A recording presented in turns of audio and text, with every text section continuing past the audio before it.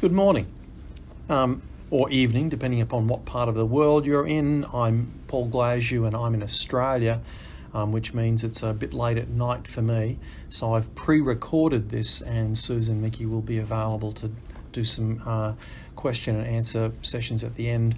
The three of us listed here have started up a thing called the behavioural collaboration because of our concern about the lack of behavioural, environmental, social and systems interventions research during this pandemic. So I'm just going to talk through some of the findings in the work that we've been doing on this so far. You're all aware of the fantastic growth that's occurred in COVID-19 research. The fact that the research community has responded so quickly, I think, is fantastic, but there's also been a lot of waste, poor research, duplication, and a skewing of the questions during that. This is an illustration of the growth in the medRxiv preprints, which reached a peak of nearly 500 preprints per week, a massive growth, and most of that about COVID research.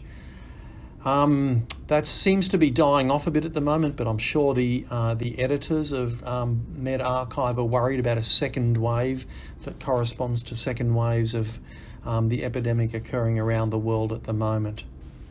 We've been specifically interested in the intervention studies that have been going on, and this is an illustration from the Cochrane COVID-19 study register, which looks at the distribution of the over 2,000 randomised trials. Many of those have been with regards to drugs or other therapeutic treatment interventions for people who have COVID-19 rather than for prevention. But even that's been very skewed, and illustrated down the bottom is the hydroxychloroquine, where there's been over 160 registered trials there, and then convalescent plasma was the second most, etc., but a very long tail with some sensible things there, but also some things that are a little odd for the number of trials that have been done in them. But hydroxychloroquine, I think, stands out. We've been using the Epistemonicus database. They've set up a specific database that covers not just the controlled trials, but all types of research, including primary and systematic review type research, and has both the registered studies and the published studies in a format that's been helpful for us. Just a brief thing of what that shows is over 10,000 primary studies and nearly 1,500 systematic reviews. Of the nearly 2,500 trials, the vast majority are pharmacological trials of treatment with nearly 1,500, and then 147 nutraceutical trials, including things like vitamin D, etc., 45 alternative medicine trials, and just 8 in the area that we think is most important, which is the BESI interventions. How we got to that 8 is that the Epistemonicus group had set up the BESI category for us to help narrow down the field. It's not a perfect filter because it covers lots of other things that are unrelated, but it leaves us a fairly small number that we need to actually check through, and so we go by hand through the number of trials in that category each week to update the scorecard.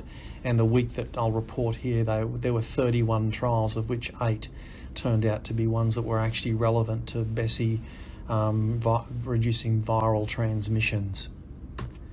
So the scorecard that we post on the BESI collaboration website looks at the comparison for the trials from Epistemonicus, comparing the number of drug trials, here 1,292 with 81 reported, versus the BESI trials, which were 8 and 2 reported. So there's almost 2 orders of magnitude difference between the BESI trials and the drug trials, illustrating what we think is rather skewed attention that has been paid. We think the treatment trials are very important, of course, but there needs to be a greater focus on the behavioural, environmental, social and systems interventions. We also keep a database that's on the protocols web page there, and in that we've actually got 8 studies because we can find a few that go beyond the ones that are in the Epistemonicus database.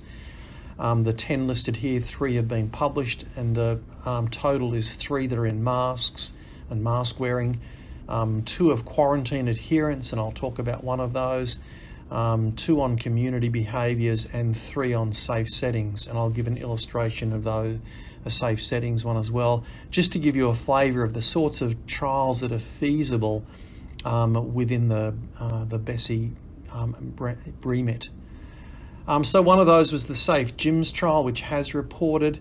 This was during the opening up that was occurring in Norway, and what they did during that was take people at 5 gyms, and they randomised half of them to go back to what they felt was a safe gym environment following Norwegian guidelines, and half not. And that included maintaining social distancing with different distances depending upon the type of exercise that was being done, hand washing with sanitizer in various appropriate places. They could use lockers but not the saunas, for example. There's a much longer list of things that were used to make it safe, but this is just to give you a flavour of it. The result of that was just 1 coronavirus case. It was actually in the gym group, but was a person who had not actually yet returned to the gym before they were tested and found to be positive. But clearly that's a study that needs to be replicated in several other places to look at safe settings, and could be replicated for settings beyond gyms as well. Another one that has not yet reported but has finished its recruitment and hopefully should report by the end of September is one that's being run by the Behavioural Insights team in the UK. This is a randomised field trial where they've taken 10,000 people who've been asked to self-isolate for quarantine because of exposure, and they've given them different amounts of support. There's a control arm, but also an SMS group, a phone calls group, and a combination of SMS and phone calls to see what impact that has on adherence based on random checks to the quarantine behaviour. And hopefully we'll hear about that next month. There's also a huge number of trials that haven't been done that could have potentially been done if we'd paid as much attention to BESI as we'd had to drugs. And just to give you a few examples, there are no trials of face shields, not even any field studies really of that. None of HEPA filters, which people have advocated putting in all of the schools in the United States. The messaging that gets put out, again, a lot of this messaging could be subjected to small field trials given to different people to see what impact it had on people's knowledge, attitudes, and hopefully behaviour as well. There's a lot of restructuring that's going on in many environments, as illustrated in the restaurant here. And again, a lot of that, like the Safe Gym study, could actually be subjected to controlled trials. Copper-infused masks are supposed to kill off the SARS-CoV-2 much more rapidly than other types of materials. And that's been shown in laboratories, but there have been no field trials, and despite that, Hong Kong has provided its whole population with these copper-infused face masks. And the last one is slightly in tongue-in-cheek, but we could do a whole lot of studies of ways of signalling to people about social distancing as well. And there's a million other trials that could potentially be done. But don't seem to be at the moment, because we don't seem to be considering the research emergency that we're in. That has been true for the vaccines and for the drug treatments, but much less so for BESI. For drugs, an outstanding example of how things could be done is illustrated by the recovery trial, where the funding was provided and then Peter Horby wrote the protocol in 2 days and had randomised the first patient within 9 days.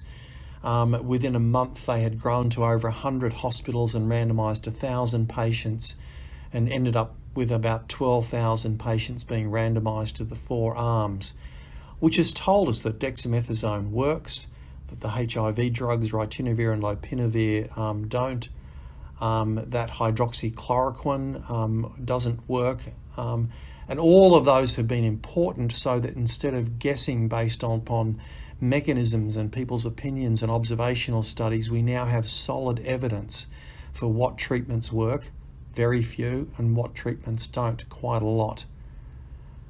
I feel like we're still back in February, though, for a lot of the BESI things where we're still arguing based upon mechanism and observational studies what we could know about the impacts of the different BESI interventions. So a couple of conclusions then. One is that there's been a huge growth in the COVID-19 research, but in that there have been many redundancies, a skewing of what topics have been done, and enormous gaps. There's been a particular focus on drugs and vaccines, and there's been a neglect of the BESI, the behavioural, environmental, social and systems interventions, which could be being done at the moment. And I would see that every increase or decrease in restrictions should be thought of as an opportunity to learn. But we're concerned that we are not learning or learning very little during this pandemic, and that we won't have learned much by the next one, and we'll go through the whole process again with people arguing based upon mechanism. Thank you very much for your attention.